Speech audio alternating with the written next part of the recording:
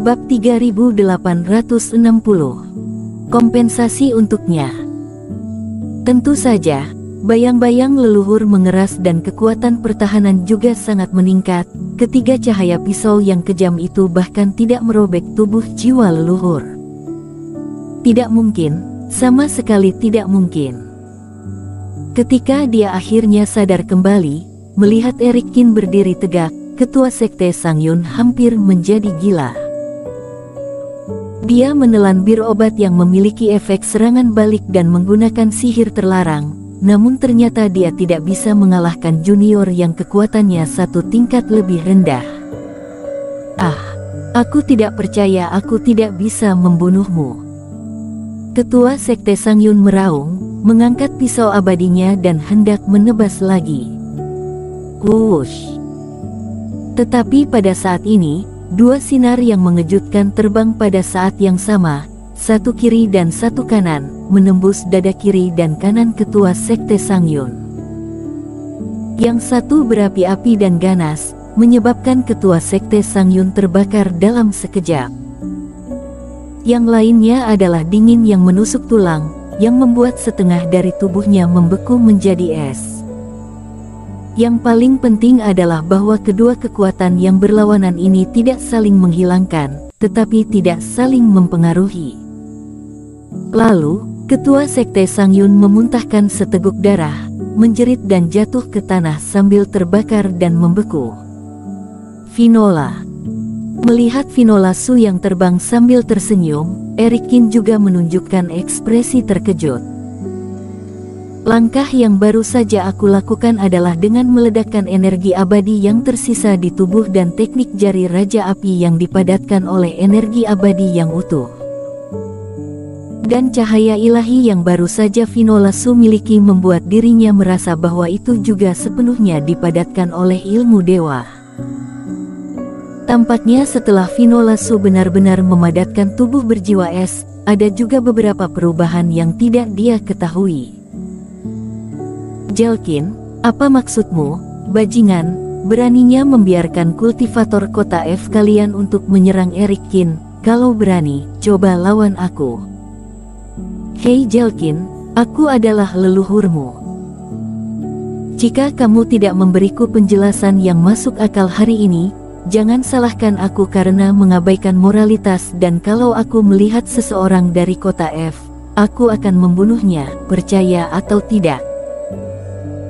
Melihat bahwa Erik Kin aman dan tidak masalah dan ketua sekte Sangyun mengalami kekagetan, tidak tahu apakah dia hidup atau mati, semua orang mempertanyakan masalah ini pada Jelkin. Terutama tetua Di dan kepala suku Li, kedua orang ini diselamatkan oleh Erik Kin dan keduanya lumayan hebat. Meskipun ada banyak junior di sini, ribuan pasang mata mengawasi, kedua tetua juga tidak sopan dan memarahi dengan kasar, menunjuk hidung Jelkin dan memarahinya langsung. Sialaan. Jelkin sangat marah. Dia adalah tuan istana-istana bintang dari suatu daerah juga dan mereka berdua juga senior yang sangat dihormati, kenapa masih menghinanya di depan umum seperti ini? Tuan Istana Yan, apakah kamu hanya menonton begitu saja? Jelkin berkata dengan marah. Ekspresi Mita Yan acuh tak acuh. Tuan Istana Jelkin, aku pikir kata-kata tetua Di dan kepala suku Li padamu sudah cukup untuk mengungkapkan sikap mereka, jadi aku tidak perlu ikut bergabung lagi. Apakah aku bermaksud begitu? Jelkin hampir pingsan. Memangnya dia ingin mereka semua ikut bergabung untuk memarahinya? Jelkin, jangan bicarakan hal lain lagi, kamu harus menjelaskan masalah ini. Caleb Song juga berbicara dengan dingin.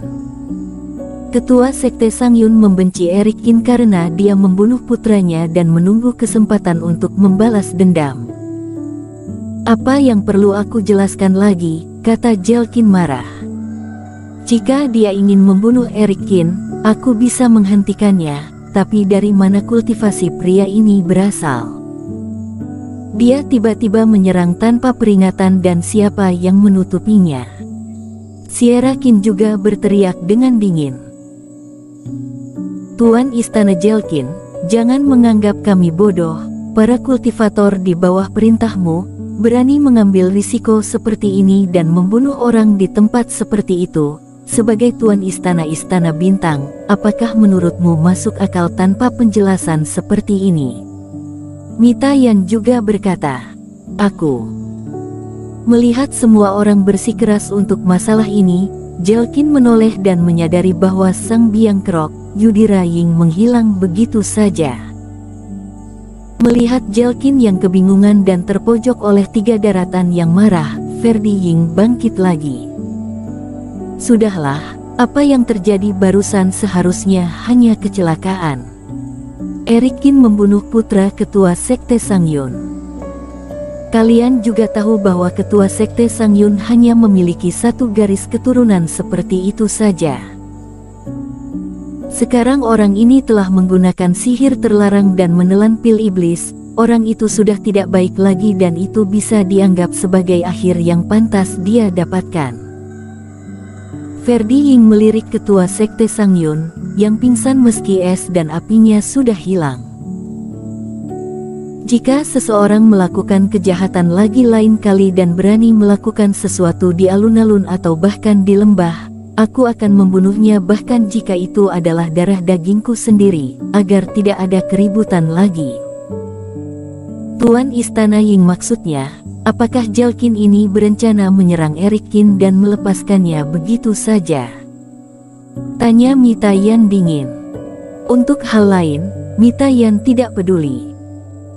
Tetapi jika dia berani mengambil tindakan terhadap Erik Qin, bahkan jika itu adalah Ferdi Ying, dia tetap akan memperjuangkannya. Ferdi Ying mengerutkan kening. Tentu saja, ketua Sekte Sangyun tidak mengendalikannya dengan baik. Sebagai Tuan Kota F, Tuan Istana bertanggung jawab atas pengawasan dan juga harus memberi ganti rugi kepada Tuan Qin untuk kerugiannya. Menurut kalian apakah itu layak? Boleh.